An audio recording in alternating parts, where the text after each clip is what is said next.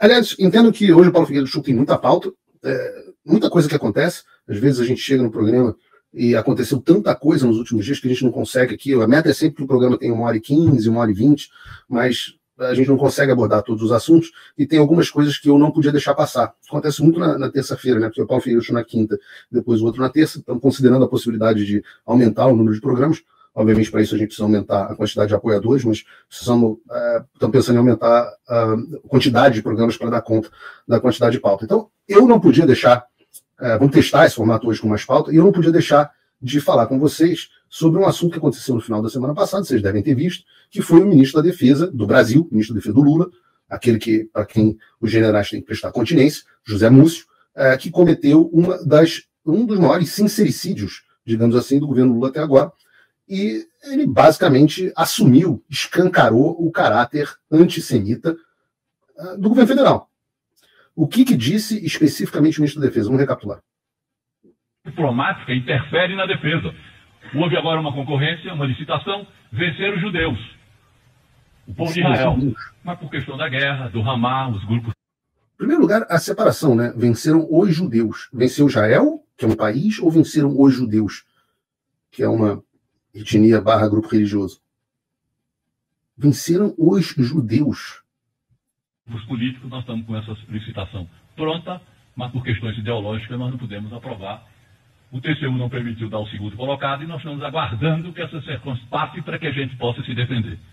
Nós, por exemplo, importamos potássio do Canadá, quando nós temos a segunda maior reserva de potássio aqui. Mas por questão ideológica, a Constituição prevê. Mas como está embaixo da terra dos índios, nós não podemos exportar, nós não podemos explorar o nosso potássio. A defesa ficou órfã, porque a esquerda achava que eles já haviam projetado aquele golpe, e a direita ficaram zangadas porque não se deu o golpe. Então nós ficamos sem ter com quem conversar, com quem discutir. Por quê? Porque se muita gente debita as Forças Armadas do golpe de 64, precisava ter creditado as Forças Armadas não ter havido golpe em 2023. Foram as Forças Armadas que preservaram e seguraram a nossa democracia. Quer ver um exemplo de embaraço? Quero ver um exemplo, mas será que talvez eu tivesse razão, então, ministro, sobre o que eu discutia sobre as reuniões do alto comando do Exército? Será? Será que eu dei o nome certo dos generais? Todos se arrumaram no governo Lula? Um é comandante do Exército, o outro foi para o Polpex, o outro chefe de Estado-Maior, o outro não sei o quê. Todo mundo de vida boa? Será? Porque a gente sabe que essa palavra golpe é uma grande mentira. Aliás, eu deveria ter colocado na pauta um vídeo. É que tadinho do Silas Malafaia, tá sem moral, né? Mas o Silas Malafaia respondendo ao Josias de Souza, a melhor resposta que eu vi até agora é esse negócio de golpe. Josias de Souza, vocês lembram, né? Eu estreiei o 3 em 1 debatendo com ele. Deu 1 mês e meio e ele resolveu se aposentar. Eu descobri depois que estava no UOL, que eu sempre digo que é uma espécie de cemitério dos elefantes dos jornalistas militantes, né? Quando os jornalistas militantes já estão em crescimento, eles vão para o UOL. Acho que a Thaís Oema tinha ido para lá também, não sei se ainda está. É o UOL e TV Cultura, ali bancado pelo Tarcísio hoje em dia. Mas o Josias de Souza não aguentou ficar 2 meses com alguém confrontando as mentiras dele. E ele repete a minuta do golpe. Minuta de golpe. Aí o Silas Malafaia vira para ele e fala: que minuta de golpe é essa? Essa é uma das grandes fake news da imprensa, que foi parida pelo Globo. Fake news porque são minutas que estavam sendo cogitadas falando de GLO e de estado de sítio. 2 dispositivos constitucionais. O segundo, inclusive, precisa de autorização. Aliás, de certa forma, os 2, você precisa de autorização do Congresso. Então, do que você está falando? Que minuta de golpe é esse? Golpe de cumprimento da Constituição? Cogitação de ver se são aplicáveis 2 dispositivos da Constituição? O que a gente sabe é que os generais não quiseram fazer nada, nem garantir a Constituição. E o Zé Múcio está falando isso agora. Então, para a população, isso é muito interessante. Os generais são ele diz que são debitados de 64. A população debita ou acredita? Vocês respondam no chat. Os militares devem ser creditados em relação a 1964, eu tenho pedido que o comunismo se instalasse no Brasil, ou devem ser debitados? Ou seja, 64 é mérito dos militares ou demérito? Vocês respondam no chat. E aí ele inverte a história e fala: não, os militares que foram debitados por 64 deveriam ser creditados por 2022. A população faz a visão inversa. Fala: ora, os militares que foram creditados por 64 agora são debitados por 2022. Debitados por 2022, não por golpe. Não por golpe, mas assim como 64 foi um contragolpe, 2022 era um contragolpe mais preciso ainda, porque era pela manutenção da Constituição e nunca vi nenhuma cogitação de junta militar assumir o poder, ou de qualquer general assumir o poder. O que tinha cogitado, tá aí, as minutas que vocês têm são, que já circulavam até na internet, né? A gente brinca, a minuta do Google, estado de sítio e garantia de lei da ordem. Mas o Múcio diz, não, a população debitada, creditada, tá, ao contrário, ele está igual livro de contabilidade. Os sinais estão trocados. Diplomáticos, nós temos uma munição aqui no Exército que não usamos. A Alemanha quis comprar. Está lá, custa caro para manter essa munição. Fizemos um negócio, um grande negócio. Não faz. Porque senão o alemão vai mandar para a Ucrânia e a Ucrânia vai usar contra a Rússia e a Rússia vai mexer nos nossos acordos de fertilizantes. Vocês sabem que eu não distorço as frases que eu comento, né? O que o José Múcio disse? A questão diplomática interfere na defesa. Até aí, tudo bem, de fato interfere, né? Os Estados Unidos usam uma abordagem que eu acho interessante, que é a tal da DIME, né? Que toda a política externa americana se baseia nesse DIME, que são diplomacia, informação, parte militar e econômica. Então, a doutrina DIME integra todas essas 4 frentes para a ação da política externa americana, que tem um pouco a ver com o que a gente estava falando sobre a interferência no nosso processo de liberdade de expressão. Mas o problema é como ele continua. Houve agora uma concorrência, uma licitação e venderam os judeus, o povo de Israel. Primeiro que não tem só judeu em Israel, ministro Múcio. Israel é uma sociedade bastante diversa, com participação árabe, com participação de minorias. No Israel não são só os judeus. Você pode ser israelita e não ser judeu. E você pode ser judeu e optar por não ser israelita, inclusive. Então, judeu é judeu, Israel é Israel. Mas veja o seguinte, mas por questão da guerra do Hamas, os grupos políticos, que grupos políticos são esses? Nós estamos com essa licitação pronta, mas por questões ideológicas nós não podemos aprovar. Ele tentou dar para o segundo colocado, né? O TCU não permitiu dar ao segundo colocado, nós estamos aguardando essas questões passem para que a gente possa se defender. Vocês imaginam, vejam a quantidade de gente que pintou o Bolsonaro como nazista. E agora a gente está vendo uma frase que poderia muito bem ter saído da boca do Albert Speer. Albert Speer, para quem não sabe, foi ministro da produção de guerra da Alemanha nazista. Os judeus ganharam uma licitação e nós não podemos dar uma licitação para os judeus. Você imagina um troço desse saindo da boca do Bolsonaro, de um ministro do Bolsonaro? A licitação que o José Múcio está se referindo é a compra de 36 veículos blindados israelenses de uma empresa israelense, Elbit Systems. E a Elbit Systems foi lá, participou da licitação, tinha o melhor produto, venceu R$1 bilhão em abril, e desde então o processo está parado. E agora a gente sabe que o que está acontecendo é um boicote aos judeus. Se chamavam o Bolsonaro de nazista. Ora, eu vou dizer para vocês, quem faz boicote aos judeus é aquele cara do bigodinho engraçado. Porque, além de parar o processo vencido pela Elbit Systems, o governo tentou dar um chapéu na empresa e dar a licitação para uma empresa que ficou em segundo lugar. E, segundo eles, por causa do Hamas. Ou seja, um grupo terrorista ditando a política externa do Brasil. Parabéns a todos os militares envolvidos. Débito para vocês. Débito para vocês. Que permitiram que a nossa nação se tornasse uma nação com política externa nazista, orientado por um grupo terrorista. Continência. Que loucura! Se fosse uma empresa de não-judeus, você tinha tido a compra sem problema nenhum, tudo normal. Não, se fosse não-judeu, estava tudo certo. Mas isso é livro-texto de governo nazista. E ele ainda diz por causa do Hamas, um grupo terrorista, meu Deus do céu. Agora, os judeus não são indefesos. E aí, no caso, os judeus mesmo, porque a União Internacional. Não só porque se percebeu que, por razões ideológicas, o governo federal preferiu não investir na defesa do território nacional, que é uma percepção interessante, né? Mas também porque o Departamento de Justiça dos Estados Unidos surpreendeu a todo mundo e 2 dias depois anunciou uma investigação sobre a famosa aquisição dos 36 caças Gripen pelo Brasil em 2014. Não sei se vocês lembram disso. E eu gosto de equipamento militar, acompanho como curioso, e eu acho o Gripen puta caça. Mas os Estados Unidos decidem investigar Gripen após Lula barrar judeus. Não necessariamente uma coisa em consequência da outra, justiça seja feita, mas tem que ficar claro. O Departamento de Justiça dos Estados Unidos não abre investigação desse tipo contra uma nação amiga, em tese, por nada. Se eles pediram explicações para a Saab, é porque eles acham que tem alguma coisa nessa história. E assim, vamos lá. O governo 2014, né, era o governo Dilma.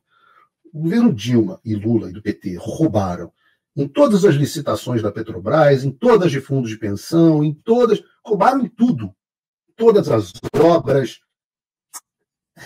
Eu não sei se a presunção da inocência aqui, não do ponto de vista da justiça e do devido processo legal, mas do ponto de vista de opinião pública, eu não sei se cabe aqui uma presunção da inocência.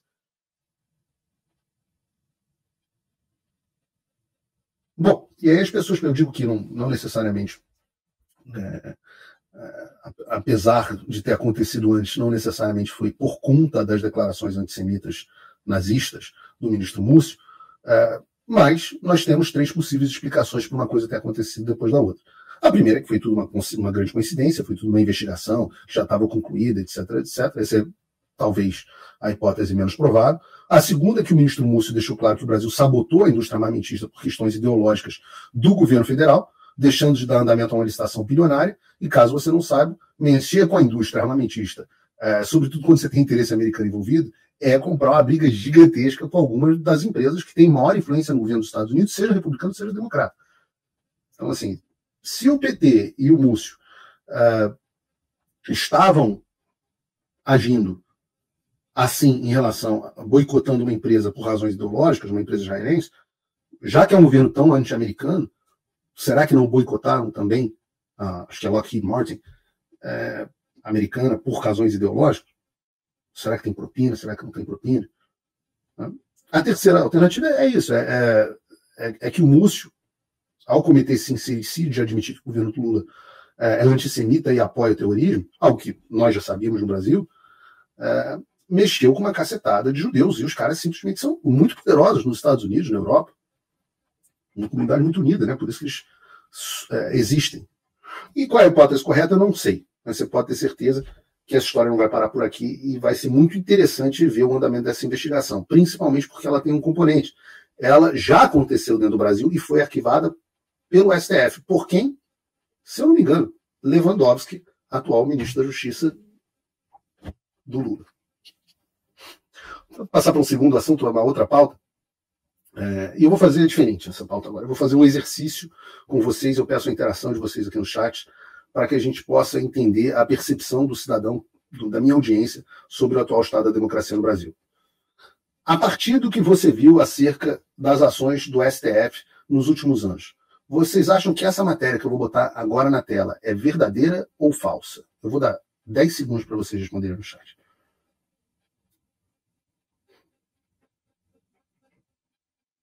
Supremo Tribunal Federal cancela passaporte de jornalista. Eu estou esperando vocês me responderem no chat. Pois é, vocês estão dizendo verdadeira. O fato de vocês estarem dizendo que essa matéria é verdadeira fala sobre a atual situação do Brasil. Isso porque a matéria verdadeira é essa aqui. Coloca a matéria verdadeira aí, Bruno.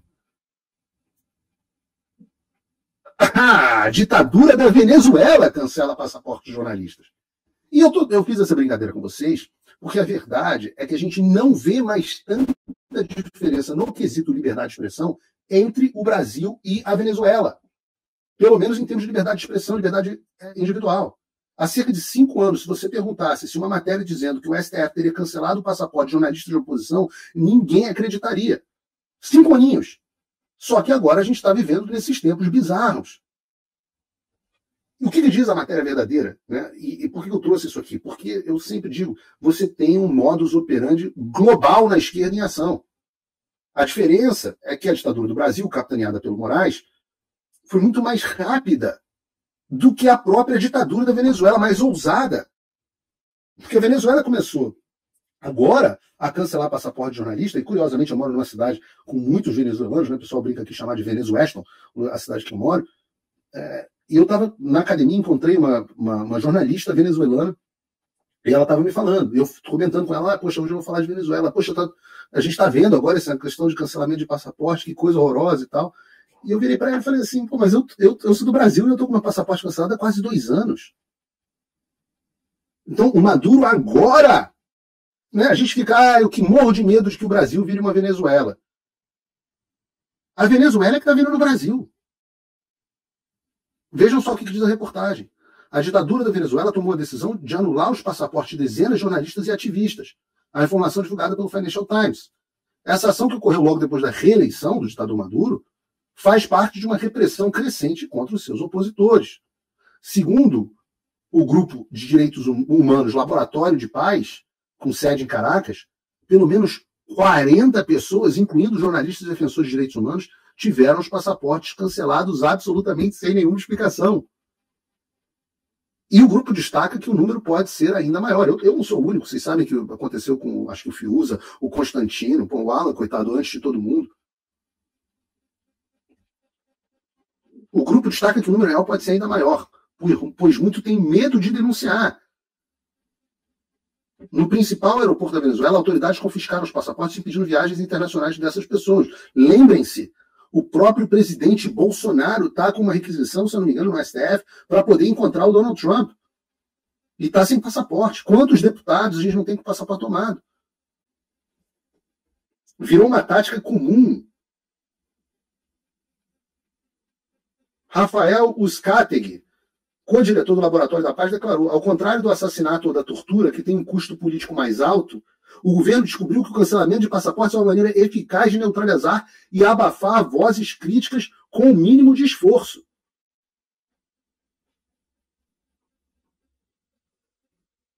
Então, quando eu falo que o modus operandi é o mesmo, eu estou falando sério. O Nicolás Maduro está literalmente aprendendo e utilizando, aplicando as mesmas táticas mafiosas, tática de traficante de morro, do ministro do Supremo Tribunal Federal, Alexandre de Moraes. Aliás, tem que parar ele. Vou deixar isso para o roteiro. Eu não quero chamar mais Alexandre de Moraes de ministro do Supremo Tribunal Federal. Tira isso a partir de agora de todos os roteiros, João. Não quero nada disso. É Alexandre. Alexandre. Ministro do Supremo Tribunal Federal é uma função legítima. Eu não tenho nada contra o Supremo Tribunal Federal. Eu acho que a nação tem que ter um Supremo Tribunal Federal. Agora, isso aí, essa tática de Nicolás Maduro, que é um narcoterrorista, segundo o Departamento de Justiça americano, é tática de bandido, é tática de traficantezinho de morro. Alexandre. E essas pessoas da Venezuela, coitadas, não sabiam que tinham tido passaporte cancelados até que elas chegaram ao aeroporto e tiveram os documentos confiscados.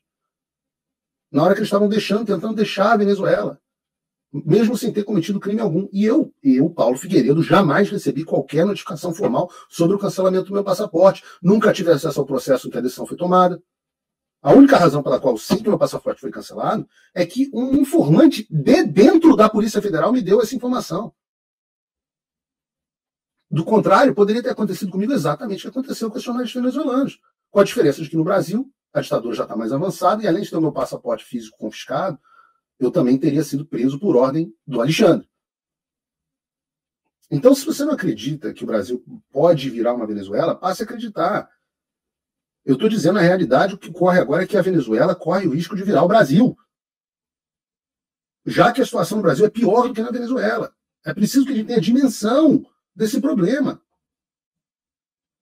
E é claro que o Alexandre tem o papel dele, mas eu digo que isso não é criação dele. Eu mostrei ao vivo, na semana passada, a entrevista da Hillary Clinton falando sobre regular as redes sociais e implementar a censura nos Estados Unidos. Da mesma forma, é uma pauta global. O Brasil só tem sido o principal laboratório e talvez o mais ousado dos países, é onde a ditadura, a travestida de democracia, está mais avançada. E por isso que serve de inspiração para o Maduro. mas não é a única. Então, quando vocês olharem, isso é uma dica boa. Quando vocês olharem uma coisa acontecendo muito parecida em vários países, suspeitem.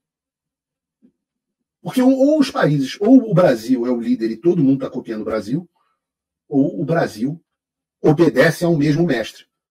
E eu tenho mostrado sobre isso ativamente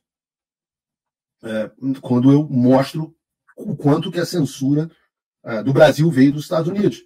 E é por isso que daqui a pouco a gente vai falar da eleição do Trump, mas é por isso que a eleição do Trump é tão importante para o Brasil. Muito mais importante que a Prefeitura de São Paulo, por incrível que pareça. Porque eu estava falando aqui de métodos de bandido, de mafioso, de bandidinho, e eu tenho que falar sobre um exemplo dessas táticas mafiosas. Vejam, por exemplo, essa matéria aqui. Vejam se ela não poderia ser da Cosa Nostra. Vamos lá. Ministros monitoram deputados que votaram a favor de pacote anti-STF. Reportagem do Globo. De quem é? Bela Megali. Bem porta-vozinha do STF. Ministros do Supremo Tribunal Federal estão acompanhando com lupa movimentações de deputados federais em torno do chamado pacote anti-STF. Os parlamentares têm sido foco especial das atenções, são aqueles com os processos em andamento na própria corte. Puta merda!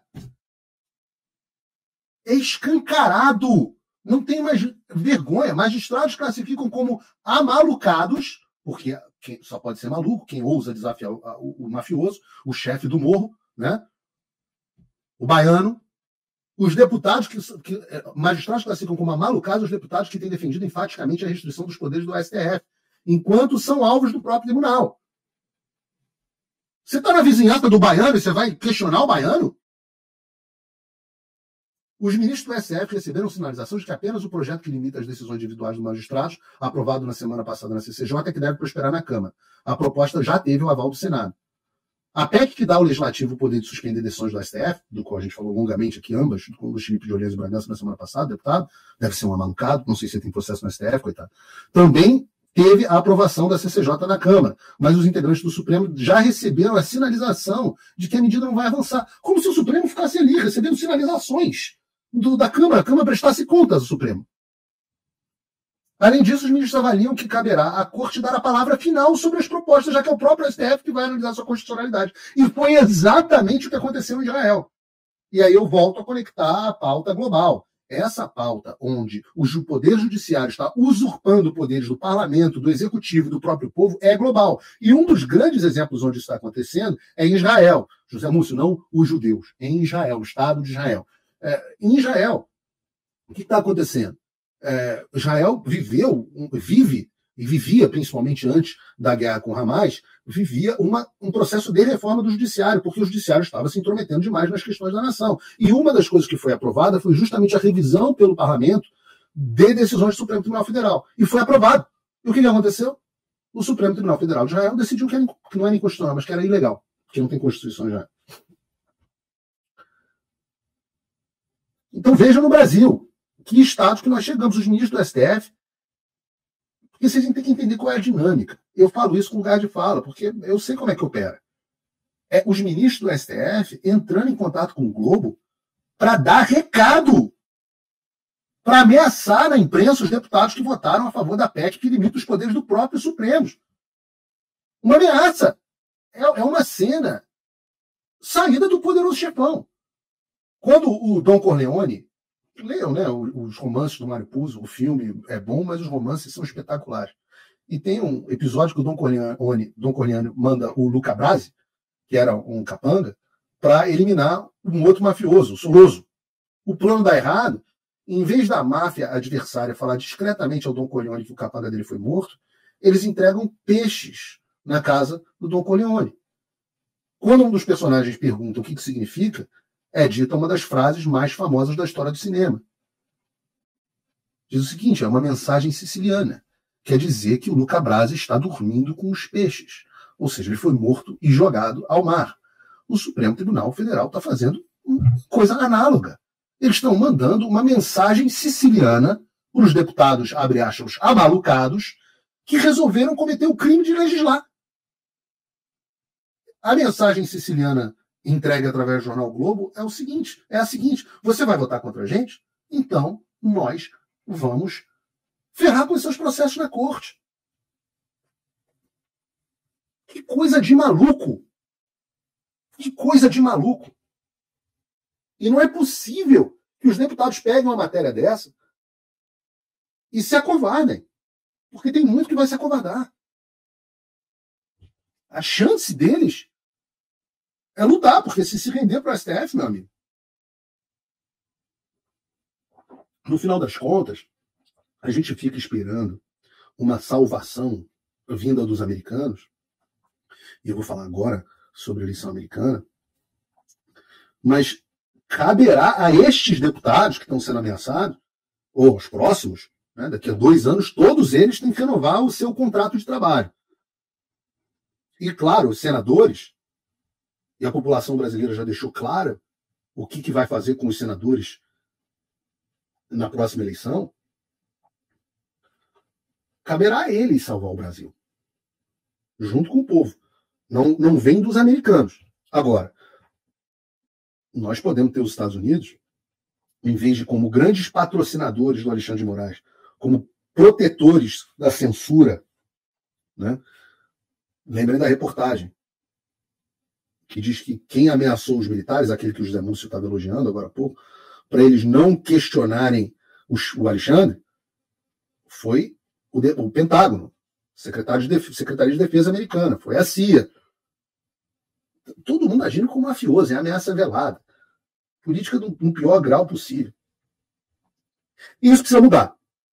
E a gente tem a melhor chance que a gente já teve na história para que essa mudança aconteça, e a gente vai falar bastante sobre isso a partir de agora. Eu estou falando de eleições americanas naturalmente. Dessa edição, até o dia da eleição, nós vamos ter como foco absoluto do Paulo Figueiredo Show as eleições americanas. Mas eu vou falar um pouco de eleições municipais, vou continuar falando de Brasil, mas o foco do Paulo Figueiredo Show vai ser eleição americana. Então nós vamos ter agora todos esses programas. Eu vou chamar algumas pessoas muito interessantes para falar sobre Estados Unidos. Vou chamar o Rodrigo Constantino, vou chamar o Luiz Felipe de Orleans e Bragança, que sabe muito de política americana. Vou conversar com o Eduardo Bolsonaro. Vou falar bastante com várias personalidades sobre política americana e o que elas estão vendo para a eleição que está vindo por aí. Na véspera das eleições, nós vamos ter um Conexão América especial com a presença da queridíssima amiga Ana Paula Henkel para falar sobre o que está acontecendo. A Ana Paula concordou hoje aqui da gente fazer essa live. A Ana Paula que está sendo justamente homenageada no Hall da Fama do voleibol nesse final de semana em Boston. Nós teremos no dia da eleição e no dia seguinte a apuração, se Deus quiser saber do resultado ou naquela tensão sobre o resultado, uma cobertura especial com participação de diversas personalidades dentro do estúdio, com layout interativo, tudo graças a vocês. Bom, para fazer essa cobertura que eu espero que seja obrigatória, que vai sair pelo Fio Diário, pelo Paulo Figueiredo Show, eu conto com o apoio de vocês. Você pode me apoiar com qualquer valor, você pode se tornar meu apoiador com $5 por mês, pouco mais de $5 por mês usando cupom de desconto, pode se tornar meu patrono Gold, ou você pode simplesmente agora se tornar um doador único e me apoiar com qualquer quantia a partir de $1, ou melhor, se você quiser ainda, transferindo para mim Bitcoins. O link está aqui, nessa tela que você está vendo aqui, tem até um QR Code se você quiser doar Bitcoins, mas a partir de agora você pode me doar $1 se você quiser. E eu aprecio muito. Melhor de tudo é quando você se torna meu apoiador, porque a gente estabelece um vínculo, ou, acima disso, meu patrono Gold. O link está na descrição. Vamos falar sobre os números propriamente da eleição americana. Eu preciso fazer isso, porque a cobertura da imprensa, eu não sei se vocês sabem, mas eu comecei a falar comecei a fazer vídeo no YouTube com um programa chamado Conexão América, muito carinhoso, saudoso, com o Dr. Marcelo Ribeiro, onde eu falava o que de fato estava acontecendo nos Estados Unidos sem o bullshit dos correspondentes internacionais. E eu assisto pouco a mídia do Brasil. Quando eu entro, eu só vejo notícias absolutamente desencontradas. E eu estou vendo as pessoas preocupadas, dizendo: Paulo, a Kamala Harris está na frente, né? Será que ela vai ganhar? Eu estou falando aqui de deputados que me ligam, pessoas ilustradas, pessoas membros do governo, assessores, etc., que me consultam para saber de política americana, e eu percebo que realmente não está chegando no Brasil o que realmente está acontecendo. E, de fato, né, essa é a eleição mais importante do mundo. Os próprios americanos estão dizendo isso. Não é um exagero do Paulo Figueiredo. Saiu essa notícia aqui, essa pesquisa da NBC, dizendo o seguinte, perguntando entre os americanos, o resultado dessa eleição vai fazer uma grande diferença na minha vida. Em 1996, onde nós tivemos... 96, quem foi, meu Deus? Foi a eleição do Clinton.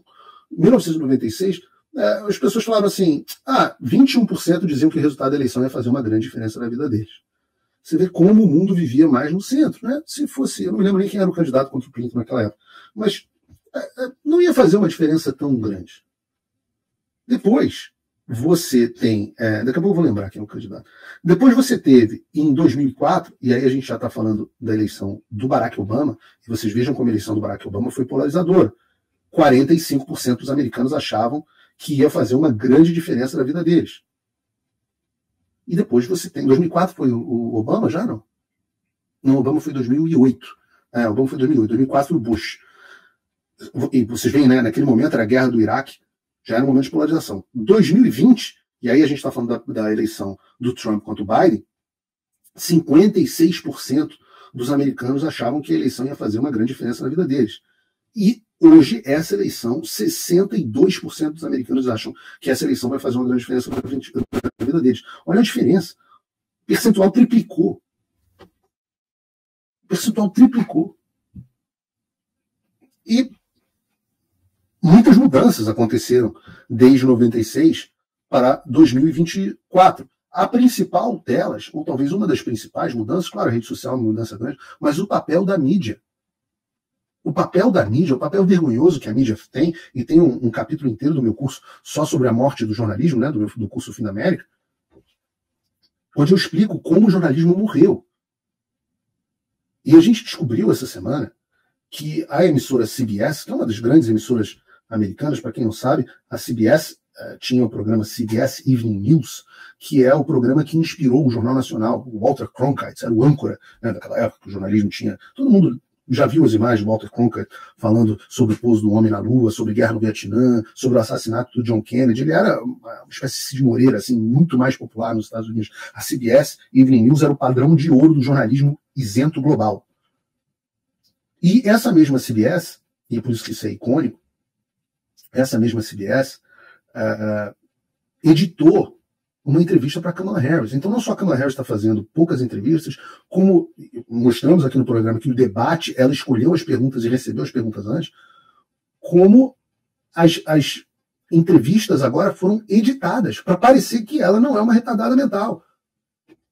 Vejam quão bizarra é a diferença entre as duas versões. A gente colocou aqui.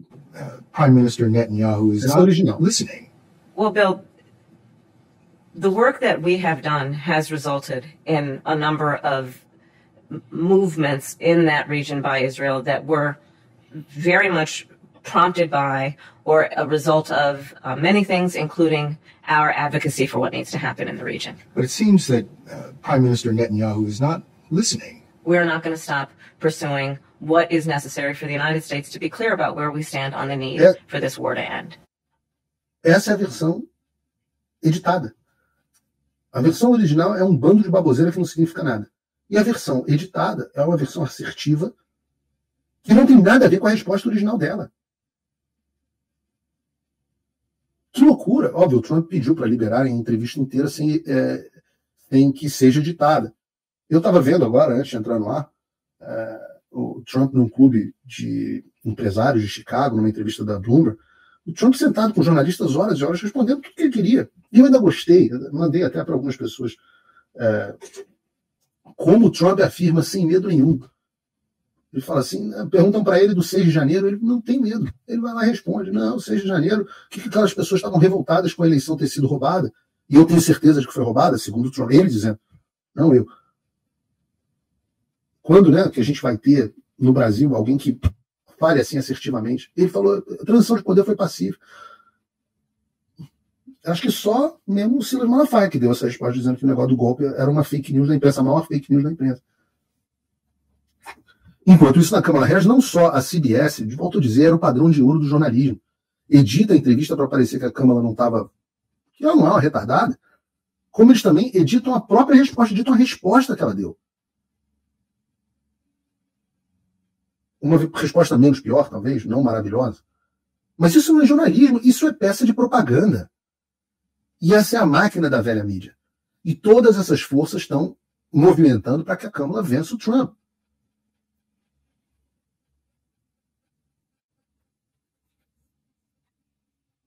O que eu disse na época que o Joe Biden saiu é que ele escolheu, talvez de propósito, né, quando ele foi saído, ele apoiou, o partido apoiou, escolheram quase que de propósito a pior candidata possível para substituí-lo.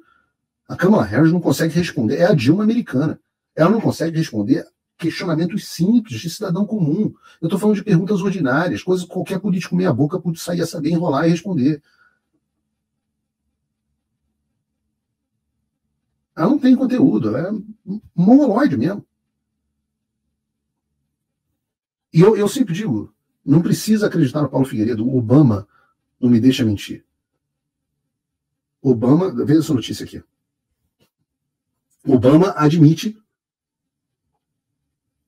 falta de empolgação por Harris e busca mobilizar eleitores negros. Barack Obama entrou com força na campanha presidencial dos Estados Unidos.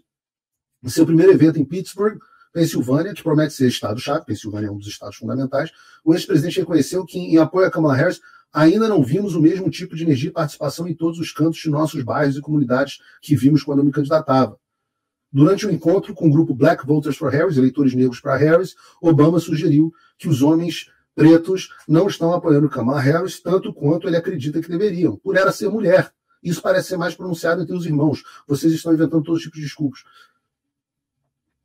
O próprio Obama, que a gente deve lembrar, que demorou a se pronunciar sobre o apoio a Kamala Harris, admitiu que eles estão que nem barata tonta.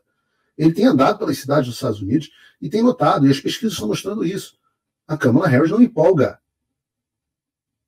Simplesmente não empolga. Todo mundo vê que a Kamala Harris é uma candidata fraca e que ela está indo mal, e aí, foi mal em tudo que fez na vida. Essa percepção está sendo alcançada.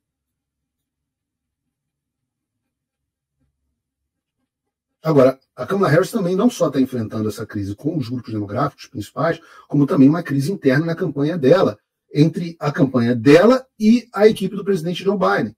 De novo, vejam essa reportagem do site Paulo Figueiredo Show. Eu falo do site Paulo Figueiredo Show porque simplesmente não tem outro lugar na mídia onde você é muito grande, onde você consiga acompanhar esse tipo de notícia.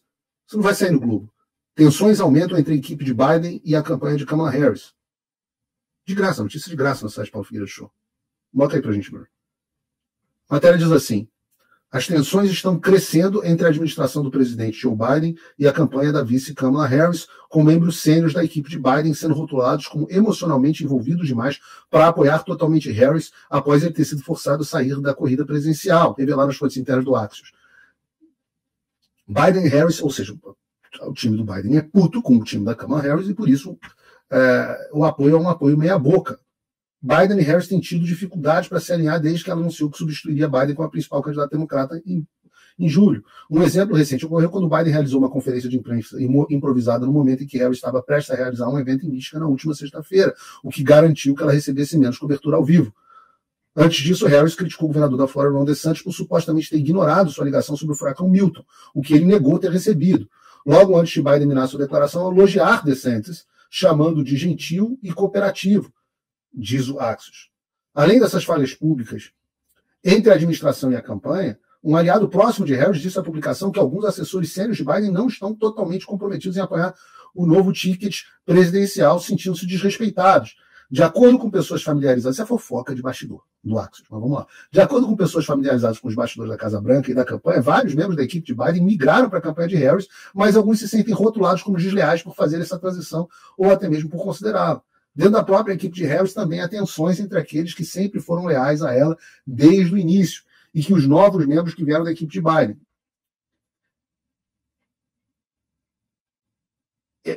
Eu tenho um ditado bom no Brasil que diz o seguinte: casa onde falta o pão, todo mundo grita e ninguém tem razão. E é isso que está acontecendo. Falta voto. Falta voto. Eu estava conversando com o meu querido doutor Marcelo Ribeiro e ele está dizendo: é impressionante como a campanha da Kamala Harris parece desesperada. Até brigando com o Biden. Biden nunca aceitou. Biden nunca aceitou o golpe que ele sofreu. E no que isso está se refletindo? Deixa eu dizer para você que está assistindo em casa. Nós vivemos hoje o melhor momento até agora da campanha do Trump, desde que a Kamala Harris se tornou candidata. E não sou eu que estou dizendo. Não é o Paulo. Se você pegar o Polymarket, bota aí pra gente o Polymarket, Bruno. Eu vou até ver se houve algum... Meu Deus! Bota o número aí pra gente, Bruno. Atualizado, o que você tiver. O que você olha que loucura, Bruno. Tira um print atualizado no site do Polymarket, pede pro João mandar para você. O número que a gente fez antes de entrar no programa era que a Kamala Harris estava com 43% de chance e 56,5% do Trump. Isso para vocês entenderem. É o mercado de apostas globais. É onde as pessoas, o que as pessoas, não interessam os institutos de pesquisa, estão apoiando o que vai dar nessa eleição. E o print que a gente tinha antes de começar a roteirizar o programa hoje, há mais ou menos 2 ou 3 horas atrás, era esse. 56,5% Kamala, Trump, e 43% Kamala. Eu entrei no Polymarket aqui agora, e eu não sei se vai dar tempo do Bruno colocar na tela, mas hoje o número atual é que o Trump está com 57,9% contra 41,9%. Em nenhum outro momento a boca do jacaré abriu tanto assim. O Trump está neste momento com 16 pontos de vantagem sobre a Kamala Harris. O Bruno está botando aqui, ó. É isso aí, Bruno. Se vocês olharem o gráfico de tendência que a gente estava vendo no anterior, vocês vão ver o tamanho da boca do jacaré que abriu. Ora, reparem, a gente está aqui um mês atrás, em 22 de setembro, a Kamala estava com um certo grau de favoritismo. Depois a coisa ficou embolada, e estava mais ou menos embolada, e depois disso, hoje, não é opinião do Paulo, não é opinião do Guga Chakra, opinião do fulano, opinião do Beltrano. O fato, hoje, é que Trump tem a maior vantagem em termos de favoritismo em relação a Kamala Harris. Isso é importante porque é onde as pessoas estão botando o seu dinheiro. Não é Instituto A, o Instituto B, o Instituto C. É a sensação da população e onde elas estão botando esse dinheiro. E aí eu pergunto para vocês, se nós temos uma mídia que chega ao ponto de editar para consertar as respostas da Kamala Harris na CBS nos 60 minutos,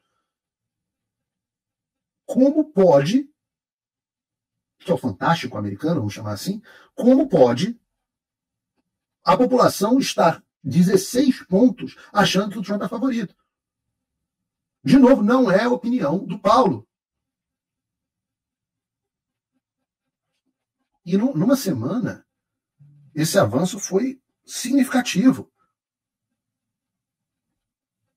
Agora vejam que não é só isso.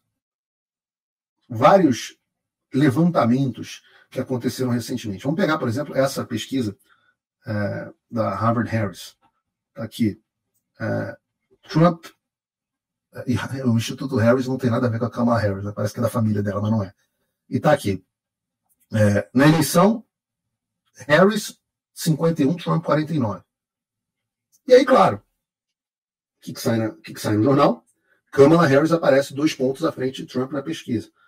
Aí vem o analista da Globo News e fala, a Kamala Harris está com uma vantagem pequena, mas ela é a favorita. E eu tento explicar para vocês. Para fazer essa bosta de análise, é melhor, sei lá, ser bailarino Bolshoi.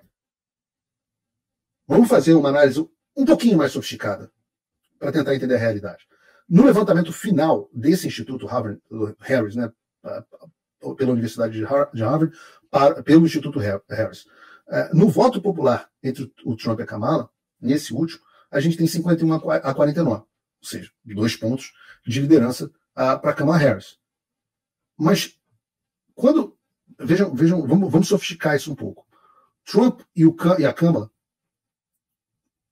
cadê as minhas anotações aqui? Ó? Vamos lá. Em 2016, vocês têm que analisar o seguinte, vamos lá, vamos organizar o pensamento aqui, isso aqui está mal anotado. Vamos organizar o raciocínio aqui. Essa pesquisa mostra o Trump 2 pontos atrás da Kamala. Em tese, você pensaria, bom, a Kamala está na frente nessa pesquisa. Só que a eleição americana não é por voto popular, não é por quem teve mais votos no país. No voto popular, por exemplo, em 2016, a Hillary teve 2,1 pontos a mais do que o Trump. Na eleição de 2016, Hillary teve 2,1 pontos percentuais a mais do que o Trump. Qual foi o resultado prático da eleição? Trump levou a eleição de lavada, com boa sobra.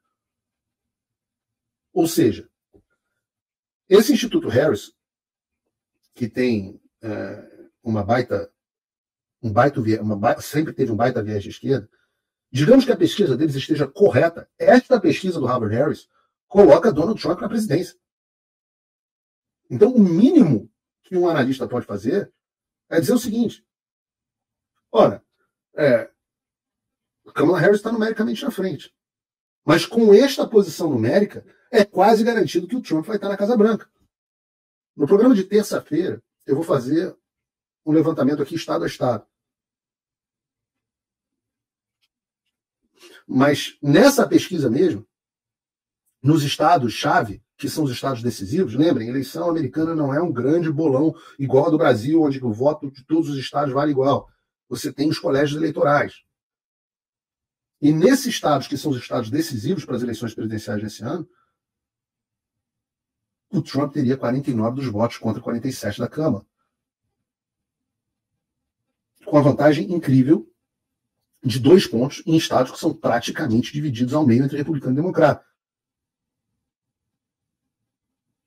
Teve outros pontos interessantes nessa pesquisa. Quando você pergunta se a vida das pessoas estava melhor no governo Trump ou no governo Biden-Harris, 52% disseram que estava melhor sobre o Trump do que sobre os democratas. Se perguntado se estavam economicamente melhores no Trump ou no Biden, 51% responderam que a vida deles era melhor durante o governo Trump. Um contraponto a essa história, o TIP Insights, que é um instituto que eu considero muito, sempre falo muito deles, fez também uma série de levantamentos que também colocam uma outra luz sobre a visão da situação entre o Trump e a Câmara. Eles fizeram uma simulação de acordo com os dados das pesquisas eleitorais e o resultado foi que, na média, isso é importante que vocês entendam, na média das pesquisas eleitorais, o Trump teria 271 votos no colégio eleitoral contra 267 da Câmara. Lembrando que para ganhar as eleições são necessários 270 votos. Ou seja, o Trump teria 1 voto a mais no colégio eleitoral de levar. E segundo esse levantamento, a probabilidade do Trump ganhar é de 54,1 contra 44,6 da Câmara. Ou seja, 9,5 pontos percentuais de chance de vitória do Trump a mais. Lembrando que essa simulação é baseada nos dados das pesquisas eleitorais, que sempre subestimam o resultado do Trump. Se você levar uma simulação levando em consideração os dados do mercado de apostas, o Trump venceria a Câmara com uma média de 273 votos no colégio eleitoral. E aqui a probabilidade do Trump de vitória, segundo o TIP, é de 58,7 contra 40 da Kamala Harris. Quando você tem uma simulação que combina, e tudo isso são modelos matemáticos, são modelos de previsão com base em dados. Os modelos podem estar errados. Mas quando você tem uma simulação que combina os dados da pesquisa com os dados do mercado de aposta, o Trump vence a Câmara com uma média de 272 votos no colégio eleitoral. E aí, nessa simulação, de novo, o Trump tem uma probabilidade de vitória de 56,1 contra 42,4. Então, vamos aumentar o ar-condicionado. Essas porcarias desses ar-condicionados do Google, que ele não decide num determinado horário que eu não tenho direito de ter o ar-condicionado ligado para salvar o planeta. Mas o meu ponto da história é o seguinte: em absolutamente todos os cenários simulados pelo TIP Insights, que eu volto a dizer, é um dos institutos de pesquisa dos Estados Unidos mais confiáveis, o Trump vence a Kamala Harris.